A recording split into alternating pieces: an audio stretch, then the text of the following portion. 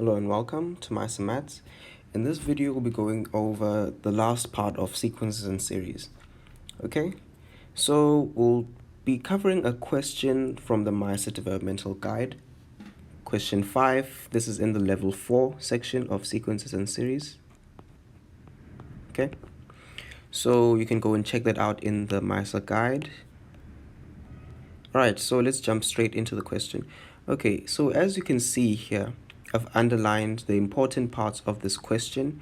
So we have a convergent geometric series consisting of only positive terms. The first term is A, constant ratio R, the nth term Tn, and we're given this sigma here. So you can pause the video and read over this statement carefully. Pay attention to the parts that I've underlined. Okay, so let's go into the question.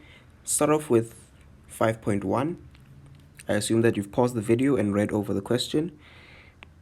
Okay, so we can go with 5.1. In 5.1, it says, if T1 plus T2 is equal to 2, write down the expression for A in terms of R.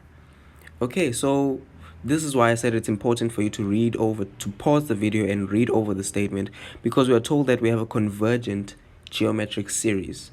Okay, so we know that our series is geometric. So in a geometric series, we know that T1 is A and T2 is AR. And we're told that T1 plus T2 is equal to 2. So this here will be equal to 2.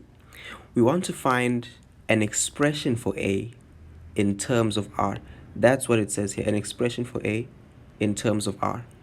So basically what we want to do is write down A in terms of R. So we want to make A the subject of the formula. Let's try and do that. Let's try and factor out A here. We're left with 1 plus R in the brackets equal to 2.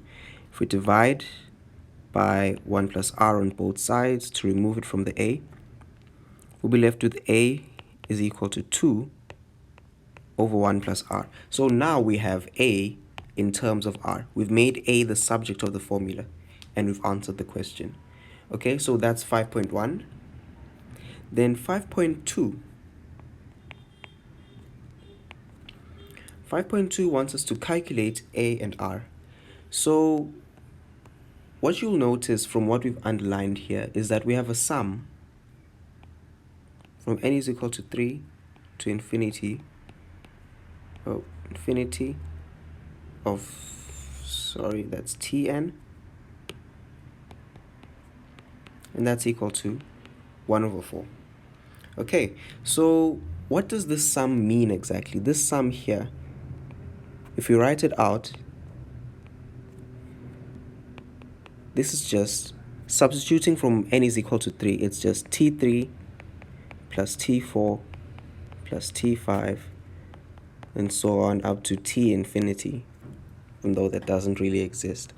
Okay, so what do we notice here? This looks very similar to something else that we're familiar with. This looks very similar to the sum to infinity, but the sum to infinity starts from T1 plus T2 plus T3 plus T4 plus T5 and so on up to T infinity. As we said, doesn't really exist, but we're just making an example. Okay, so what you'll notice here is that this part or this series here is contained within this other series. It's contained within Sn, because you'll see that it goes from T3 up to infinity, and here also this part here goes from T3 up to infinity. But the only difference here is that we also have T1 and T2 as these extra terms in the sum to infinity. So what can we say now about our sigma? Our sigma, n is equal to 3 to infinity of Tn, is basically the sum to infinity removing the first and second term. So it's basically all of this, but removing this part here. That's why we're left with t3 plus t4 plus t5 up to t infinity. So this sum here is just equal to the sum to infinity minus the first two terms. We're removing the first two terms. Okay? So what does that look like?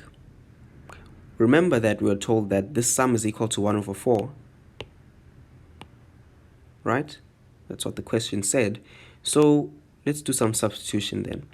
So we know that this is equal to 1 over 4. Right? So 1 over 4 will be equal to the sum to infinity minus 2. If we move things around, we get the sum to infinity equal to 9 over 4. That's 2 plus 1 over 4. Okay, so we have the sum to infinity equal to 1 over 4. We want to solve for a and r, remember?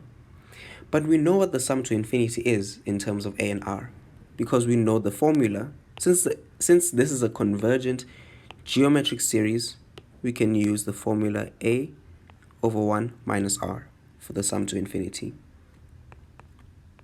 Get 9 over 4. Okay, so now we have to go back to 5.1 and look at what they were asking us there. They asked us to find a in terms of r. So we found this equation here. And remember that when you want to solve for two variables, like in this case we want to solve for a and r, you need two equations. If you want to solve for two variables, you need two equations. So if this up here, if this is our first equation, then this here will be our second equation.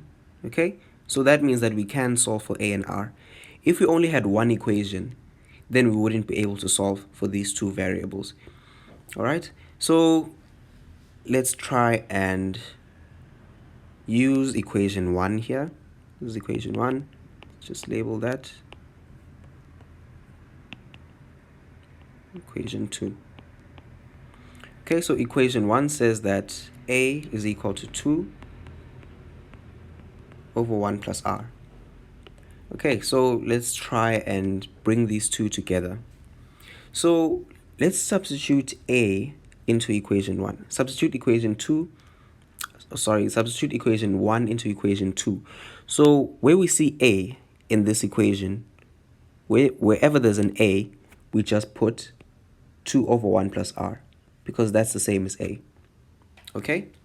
So we would have 2 over 1 plus r, that's a, divided by 1 minus r, then that would be equal to 9 over 4. We're substituting into this equation. Where there's a, we put 2 over 1 plus r. Okay, so let's try and write this out in a bit of a simplified way. We can write this as 2 over 1 plus r divided by 1 minus r, right? That's the same thing. We're just writing it in a different way. So let me just put brackets here to make that a bit clear, that we're dividing by this entire thing, 1 minus r. So we know that if we're dividing two fractions, we can change the division to a multiplication, then invert the fraction. So this will be equal to 1 minus r over 1. Oh, sorry. Nope, that's a mistake, because writing that means that we're just remaining the same, right? So we need to take this and invert it. So we would have 1 over 1 minus r. Okay? That would be equal to 9 over 4. So we simplify. 2 times 1 is just 2. Then we have 1 minus r, or 1 plus r, times 1 minus r. That would be equal to 9 over 4. Okay? So we can see that in the denominator we have the difference of two squares. So that will be equal to 1 minus r squared, equal to 9 over 4. Then we can cross multiply. We get 9 minus 9 r squared is equal to 8. If we move things around, we get 9r squared is equal to 1. Therefore, r squared is equal to 1 over 9. And r is equal to plus or minus square root of 1 over 9. So r is equal to plus or minus 1 over 3. This is where you need to go back to your question. That's why we underlined this part here. It says all positive terms. This series only has positive terms. So if we have positive terms only, that means that our r, our common ratio, must be positive. Because if we have a common ratio that's negative, and we keep on multiplying by that negative number, at some point we're going to get negative terms in the series. So r has to be positive. So therefore we can conclude that r must be positive 1 over 3. Okay, so we go back, we have the value of r now. We go back and use equation 1 again. So we have a be equal to 2 over 1 plus r, which is just 1 plus 1 over 3. So a will be equal to 3 over 2. So that is the value of a, that is the value of r. So we've solved this question. Okay, thank you. That is the end of sequences and series. We hope that you enjoyed this series of videos. We'll be continuing on with our next topic, and we hope that you will continue with us, and we'll see you soon. Goodbye.